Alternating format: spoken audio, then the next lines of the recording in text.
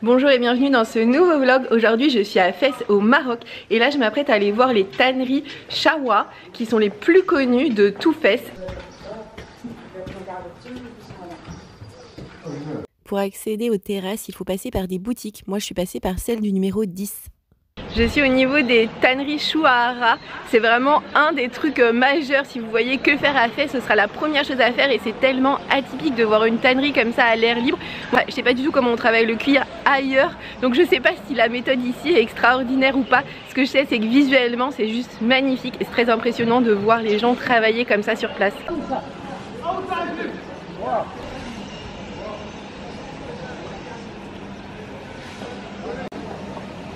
En fait, les bassins sont remplis de chaux et d'excréments de pigeons. Et en fait, les peaux restent plusieurs jours à l'intérieur pour ensuite que les poils qui sont sur les peaux soient faciles à enlever. Et donc là, en fait, ces hommes, techniquement, ils sont juste en train de se baigner dans un mélange de chaux et d'excréments de pigeons.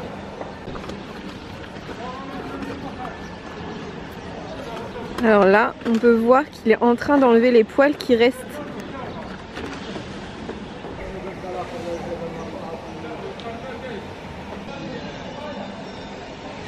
Une fois que les peaux n'ont plus de poils, elles sont mises dans des bains de colorants naturels. Et là, le monsieur que vous voyez, en fait, il récupère des peaux qui se trouvent dans un bain de colorant naturel. On peut en voir qui sont rouges, par exemple. Et là, on peut voir des peaux qui sont en train de se faire colorer par ici. Là, on peut voir qu'il y a des peaux qui ont été complètement teints en rouge. C'est hyper impressionnant. Il arrive... Ah, et il enlève encore un peu les poils qu'il y a dessus. Waouh.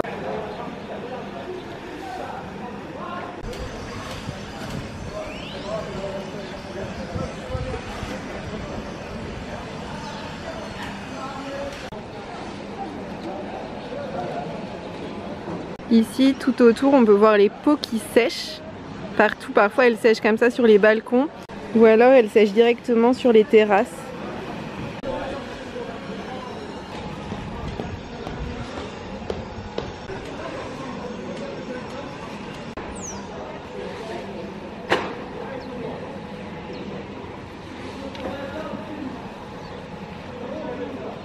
Et alors le site de la tannerie est complètement au cœur de la Médina.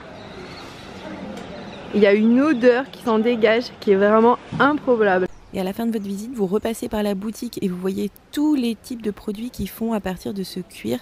Et évidemment, vous pouvez tout acheter si vous voulez. La Médina de Fès est l'aire urbaine piétonne la plus vaste du monde. En fait, elle a été construite il y a plus de 1000 ans, donc se balader ici, c'est comme se balader dans des habitations qui ont plus de 1000 ans. Je sais pas si tout le monde a l'eau courante dans la Médina, ce qui veut dire que je vois beaucoup de gens aller remplir des bouteilles d'eau, des seaux d'eau et les emmener. Et en fait, ça c'est une fontaine, mais c'est une fontaine pas dans le sens où il y a de l'eau qui jaillit, c'est une fontaine dans le sens où on peut boire l'eau qui coule. Je me suis arrêtée dans ce petit stand de rue juste à côté de la Blue Gate. J'ai mangé du pain à la semoule enduit avec au milieu, au centre, ils ont étalé de la vache qui rit. C'était super bon, très copieux, avec une corde de gazelle et un jus d'orange fraîchement pressé. Il a mis 5 oranges dans mon jus d'orange et le tout m'a coûté 1 €, 10 dirhams.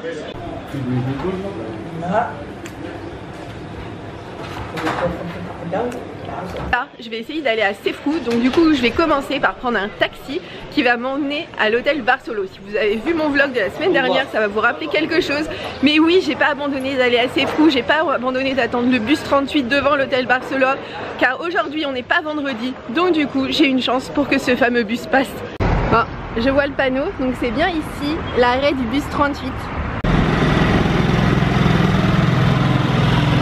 J'attends depuis maintenant plus d'une demi-heure, j'espère qu'il va passer. Normalement la fréquence c'est toutes les 50 minutes mais on sait pas à quelle heure. C'est juste qu'il y a un bus 38 qui passe toutes les 50 minutes. Trop contente tout d'un coup, au bout de 45 minutes, même pas, un petit peu moins, 40 minutes, un bus est apparu, tout le monde s'est précipité et il n'y avait aucune indication de bus 38 ou de où il allait. Franchement c'était assez improbable, mais comme tout le monde, tous ceux qui attendaient le bus s'est précipité, je suis allée voir aussi le conducteur et je lui ai dit vous allez, il m'a dit à Sefrou.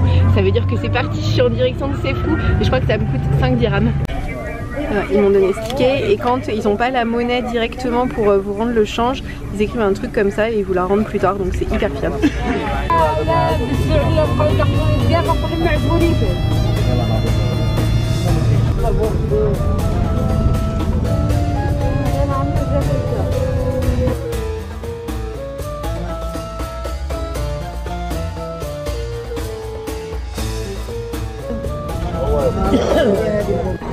là, tous les bus, ce bus.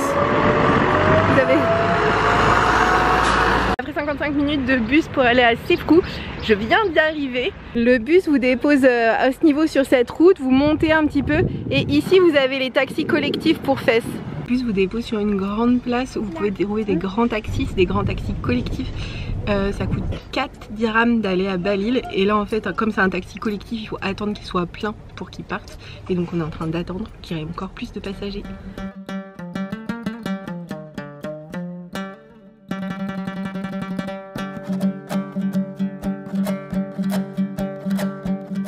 Du coup le taxi, les grands taxis vous déposent juste à l'entrée de Belle-Île, il coûte 4 dirhams, ça prend vraiment pas longtemps et c'est très facile. Et là du coup je vais me rendre dans la ville, il y a pas mal de personnes qui se proposent pour être votre guide. Je sais pas si c'est nécessaire ou pas.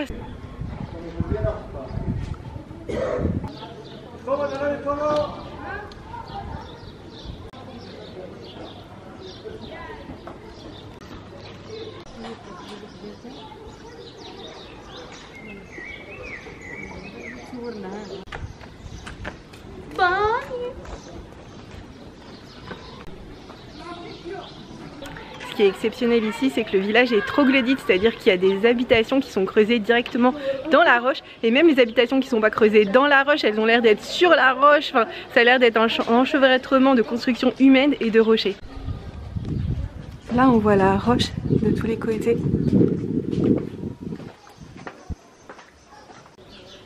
Alors en fait la maison a été construite sur le rocher. Ces petites portes couleur layette, c'est vraiment super joli.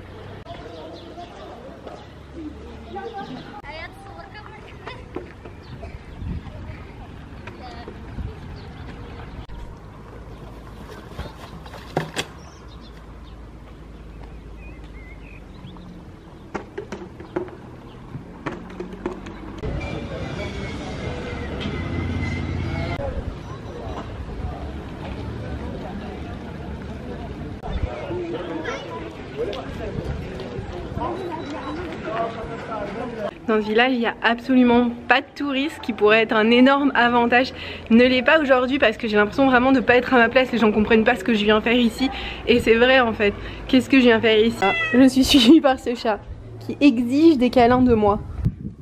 Voilà. J'en ai marre, les chats m'aiment trop. C'est pas possible. Tu peux pas me suivre comme ça, chaton.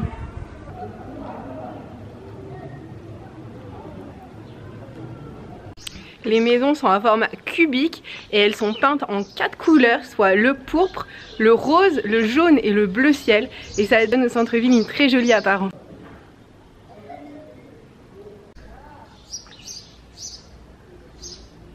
Le sol des rues est aussi coloré et peint en plein de couleurs. Là on a du bleu ciel.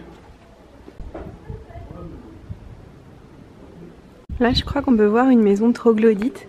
En fait en bas, je sais pas si vous voyez en fonction de la lumière, du coup il y a une entrée dans la grotte, donc là il y a des pièces de la maison qui sont là, et au-dessus ils ont continué à construire leur habitation, ça donne ça au-dessus.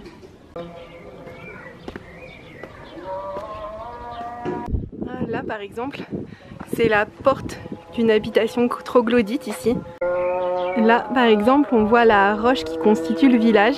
Donc là la porte d'entrée en fait c'est dans une habitation classique construite par un humain, sauf qu'on voit bien que la fenêtre de l'habitation elle est dans la roche. Donc là en fait derrière il y a une habitation troglodyte.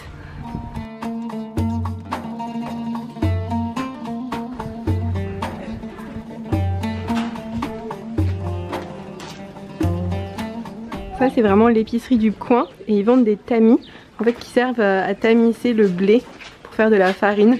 Et tout le monde en a tellement besoin que c'est vraiment un produit de première nécessité ici.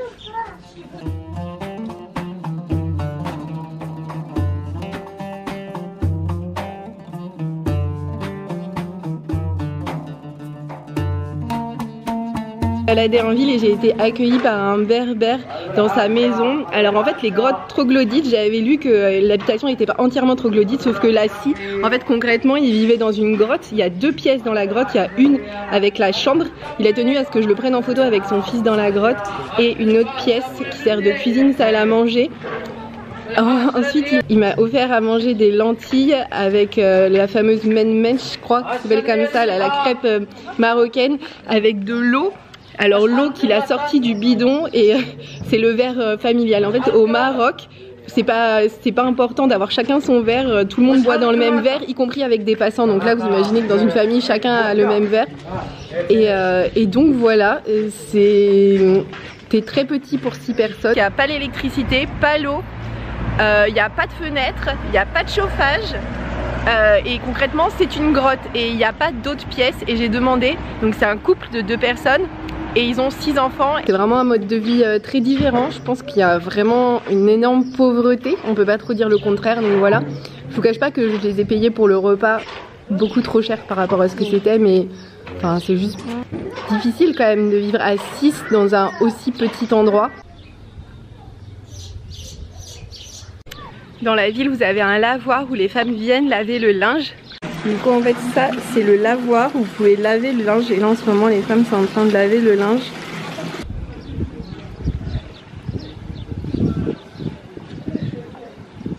Dans un bus, parce que pour aller à Sefou, vous pouvez prendre un taxi collectif comme à l'aller ou bien un bus. Et le ticket de bus coûte 3,50 dirhams.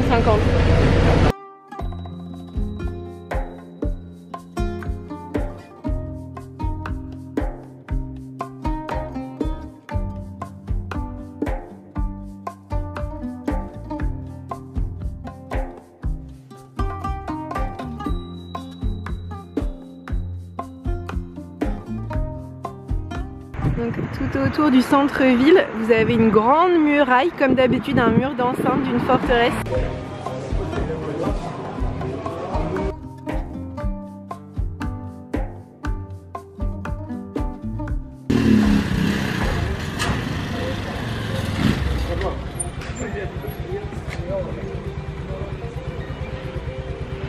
C'est possible d'acheter du mobilier directement au marché, il est exposé dehors.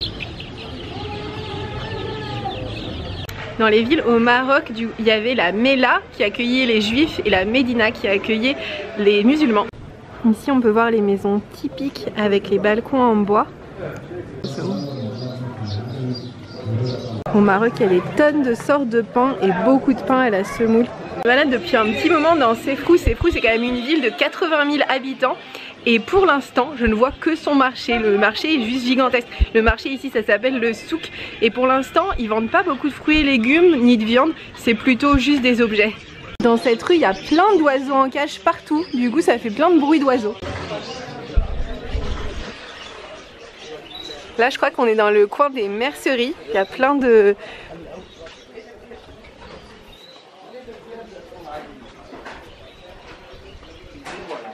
Dans chaque souk, les portes des boutiques ont des couleurs différentes et ici c'est un joli vert. C'est toujours pareil, vous avez une porte avec derrière une pièce et au-dessus des habitations.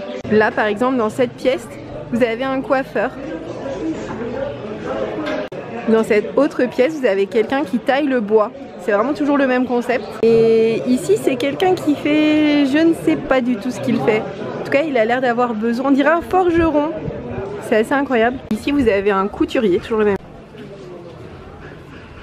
Côté des boutiques du coup qui sont permanentes, il y a aussi un énorme marché de fruits et légumes. Enfin énorme, un petit marché sur cette place qui lui est éphémère. Désormais je suis au niveau du marché alimentaire. On peut trouver des poissons.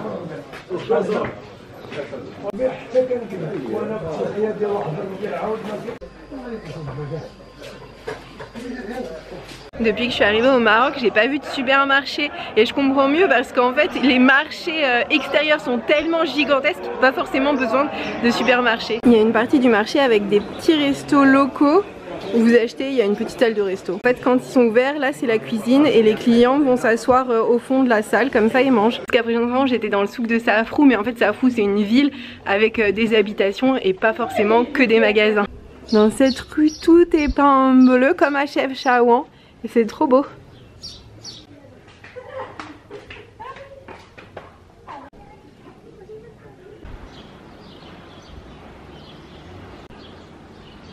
petite excursion à l'extérieur de Fès était vraiment super intéressante. Les villages sont tout petits, très authentiques, pas du tout touristiques. Et du coup j'ai vraiment eu l'impression de découvrir le Maroc, mais pas le Maroc extraordinaire des villes impériales, mais le vrai Maroc, celui normal du quotidien. Là je vais donc retourner à Fès. Juste à côté des taxis collectifs, il y a une grande place où se trouvent les bus. Là juste à côté des taxis pour Balize, vous avez les bus pour Fès. Il y en avait un qui était là, il y a déjà plein de passagers. J'ai payé 7 dirhams pour Fès et voilà. Alors, je sais pas du tout quand est-ce qu'il va partir, je sais pas s'il part quand il est plein ou s'il a un horaire de départ.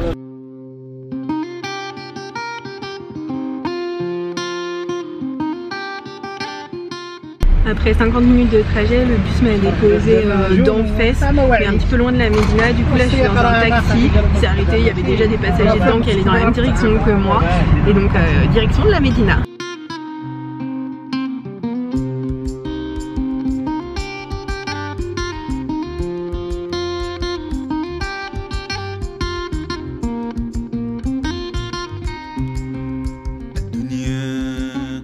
Alors la course en taxi m'aura coûté 9 dirhams, je viens de découvrir un truc incroyable, mais au Maroc, quand vous cherchez un taxi, vous n'avez pas besoin d'attendre qu'il soit vide. En fait vous pouvez juste héler le taxi, vous lui dites dans quelle direction vous allez, et si ça coïncide avec les gens qui sont déjà dans le taxi, bah vous pouvez monter dans le taxi et comme ça la course vous coûte moins cher. Et imaginez que moi je suis une touriste et ça m'a coûté moins cher, donc forcément si vous êtes marocain, et bah ça vous coûte beaucoup moins cher. Je suis allée au Café Clock, c'est vraiment une institution au Maroc et particulièrement à Fès. J'y ai pris un jus d'orange et surtout un burger au steak haché de chameau. En fait ça n'avait pas vraiment goût puisqu'il s'était extrêmement épicé, donc je ne saurais trop vous dire quel goût a le chameau. Fin de ce vlog, merci de l'avoir regardé jusqu'ici. N'hésitez pas à le liker si vous l'avez aimé et à vous abonner pour voir celui de la semaine prochaine.